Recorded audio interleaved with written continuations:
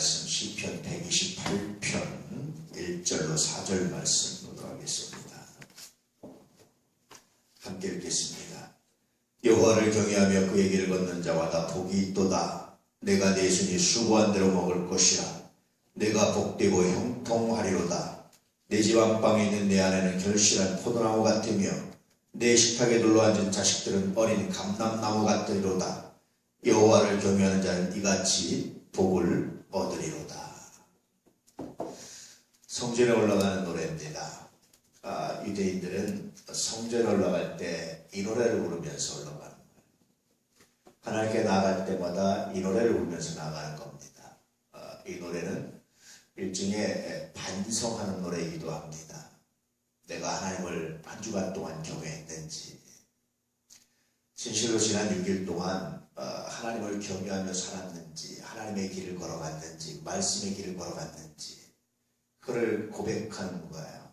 그러면서 그 일종의 체크리스트인데요. 체크로 하는데 뭐를 가지고 체크합니까? 자신의 삶을 한번 통찰해 보는 겁니다. 내가 지난 한 주간 수고한 대로, 내가 노력한 대로, 내가 일한 대로 받고 수고하고 열매를 얻었는지, 만약에 그렇지 않았다면 내가 하나님을 제대로 경외하지 못했다라고 생각하면서 체크하는 겁니다. 두 번째, 내 아내를 생각해 보면 내 아내와 내가 관계가 올바르게 됐는지, 아내가 이렇게 잘한다, 아내가 이렇게 일해야 된다, 그런 의미가 아니고요. 아내와의 관계가 올바르게 되면, 아내한테 내가 신앙적 모범을 보이게 되면 아내는 자연히 3절에 있는 말씀처럼 결실한 포도나무 같고 그렇게 된다는 거예요.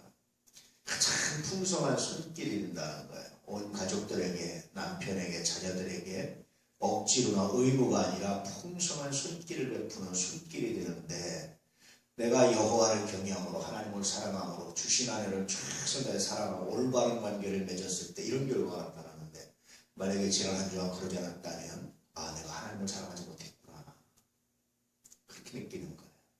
그러니 여러분, 하나님을 사랑한다는 것이 어떤 구체적 적용입니까? 그것은 나의 삶의 자리, 나의 사업, 나의 직장에서의 삶을 평가하는 하나의 도구입니다. 내 직장에서, 내 삶의 자리에서 뭔가 관계가 어그러지고 제대로 일이 안 되고 열매가 없었다면 그 원인 중에 하나를 뭐로 찾습니까? 하나님을 경외하지 않았기 때문에. 다시 말하면 하나님의 말씀에 순종하지 않았기 때문에, 내가 말씀대로 하지 않았기 때문에. 이것은 단순히 종교적인 걸 얘기하는 게 아니에요.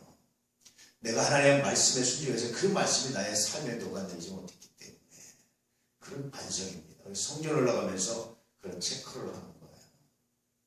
그래서 회개하는 겁니다. 하나님, 지난 한 주간 내가 수고한 대로 먹지 못했습니다. 내가 수고는 열심히 했지만 올바른 평가는 받지 못했습니다.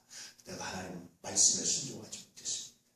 하나님, 지난 한 주간 내 아내가 풍성하지 못했습니다. 그것은 여전히 내 아내의 잘못이 아니라 내가 하나님께 순종하지 못했기 때문입니다. 굉장한 신앙적 적용입니다. 그래서 여러분, 유대인들이, 우리는 단순히 바리새인, 사두개인 이런 사람들만 알지만, 이 유대인들이 구체적인 그들의 율법주의만 알지만, 사실은 묵상해 보면은요, 신앙을, 하나님을 경외한다는 사실을 삶에 어떻게 적용하고, 그 적용하기 위해서 어떤 체크리스트를 갖고 살았는지를 묵상해 보면은요, 정말 놀랍습니다. 그걸 우리가 빼놓지 말고 배워야 되는 것 중에 하나가 바로 이런 것들입니다. 그런데 기독교인들 중에 종종 유대인들의 율법이라든지 유대인들의 열심을 폄하하는 경우들이 있는데요. 예수님도 그를 칭찬하셨어요. 너희 의가 바리새인보다 낫지 않으면 결단코 라고 말씀하시면서 이들의 이 구체적인 삶의 적용에 대해서 칭찬하신 겁니다. 세 번째 체크리스트는 뭡니까? 내 식탁에 둘러앉은 자식들은 어린 감람나무 같으리로다. 자식들이 어린 감람나무는 뭡니까? 이건 소망입니다. 이 나무가 크면 감람나무 열매를 맺어서 어떻게 하겠다는 소망이잖아요. 풍성한 소망입니다. 그래서 내가 여호와를 경외하고 내가 하나님 말씀에 순종하고 그 길을 걸어가고 내가 그 말씀에 순종할 때마다 자녀들이 소망을 갖게 되는 거예요. 소망을 주는 겁니다. 바르게 자라는 거. 만약에 자녀들이 어긋났다면 우리는 넌 왜 이렇게 못하니? 넌 왜 이거밖에 못하니라고 말하지만 사실은 구체적으로 성전에 올라가면서 자신의 삶을 반성하면서 돌아보는 것은 내 잘못입니다. 내가 신앙의 모범을 보이지 못했습니다. 내가 삶의 모범을 보이지 못했습니다. 내가 시험에 들었을 때, 내가 낭망했을 때 그럼에도 불구하고 내가 하나님을 사랑하는 것, 내가 어떤 문제에 부딪혔을 때 그럼에도 불구하고 내가 여호와께 거하는 것, 내가 그것을 모범을 보이지 못했기 때문입니다. 그 반성을 사람은요, 잘 될 때는 반성할 게 별로 없어요. 교만하지만 않으면 됩니다. 교만만 조심하면 돼요. 근데 내가 힘들 때, 시험에 들 때, 마음이 어려울 때, 그럼에도 불구하고 내가 하나님을 사랑합니다. 이게 여호와를 경외하는 것이고, 자녀들은 그걸 봐요. 학생들은 선생이 언제를 보는지 압니까? 위기 때 보는 거예요. 자녀들은 부모의 어떤 걸 체크하는 줄 아십니까? 위기 때 보는 거예요. 그래서 부모가 자녀한테 한 번도 위기 상황을 노출하지 않으면요, 미안하지만 자녀는 보고 배우는 게 없습니다. 두려움과 스트레스만 받아요. 우리 아버지에 대해서, 거의 완벽한 아버지에 대해서 나는 뭔가 이런 스트레스 때문에 괴리감을 가지고 사는 자가 굉장히 많습니다. 물론 못 본 거지만 그렇습니다. 근데 보여주는 거죠. 보여주는데 넘어지면 실망합니다. 비난합니다. 근데 보여줬는데도 불구하고 넘어지지 않고, 그럼에도 불구하고 포기하지 않는 신앙, 기도, 이때 자녀들이 감동하는 거예요. 좀 놀랍습니다. 그래서 이 고백을 하는 거예요. 이런 체크를 가지고 살아가는 겁니다. 그러면서 4절에 여호와를 경외하는 자는 이같이 부끄러워드리다. 내가 정말 여호와를 경외했으면 나의 삶의 자리에서, 나의 기업에서, 나의 직장에서 내가 수고한 대로 평가를 받고 내가 얻습니다. 내 아내가 풍성해집니다. 내 자식이 어린 감람나무처럼 소망이 생깁니다. 내가 여호와를 경외했습니다. 그런데 이러지 못했다면 주여, 지금 내가 성전을 하면서 나를 반성합니다. 내가 회개합니다. 내 아내의 잘못도 아니고 내 자식의 잘못도 아니고 직장에서 내 주변에서 직장 동료들의 잘못도 아니고 주여 다 해줍니다.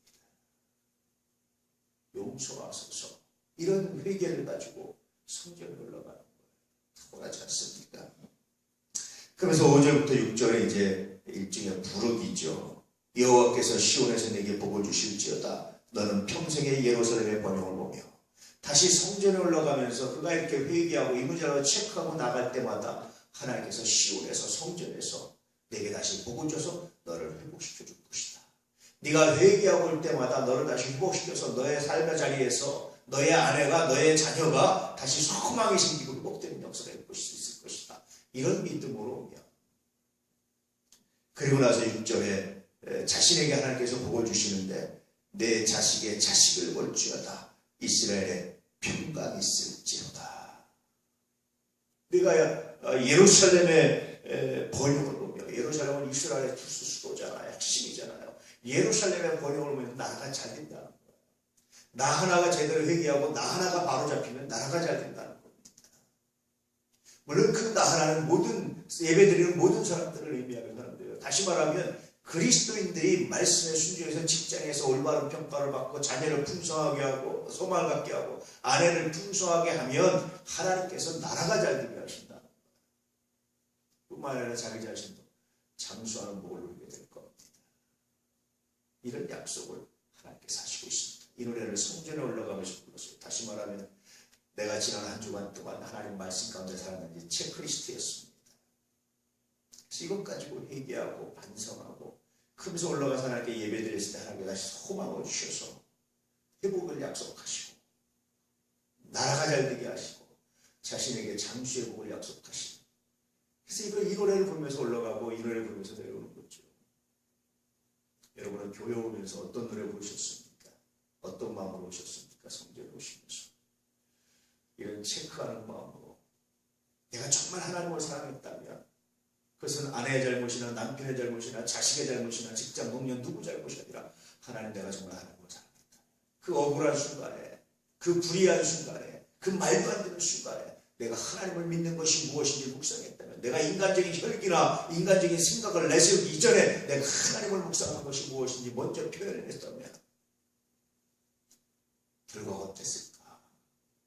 이런 묵상을 하면서 자신을 돌아보고 불신앙을 회개하고 순종하지 못해서 회개하면서 성전에 나오고 그렇게 예배드려 다시 또 하나님의 약속을 받고 회개함을 통해서 하나님의 은혜를 받고 돌아가서 소망을 가지고 돌아가고 이것들이 반복된다면 아마 여러분 그 삶은 여러분의 상상 이상일 겁니다. 하나님 주시는 복은 여러분의 상상 이상일 겁니다.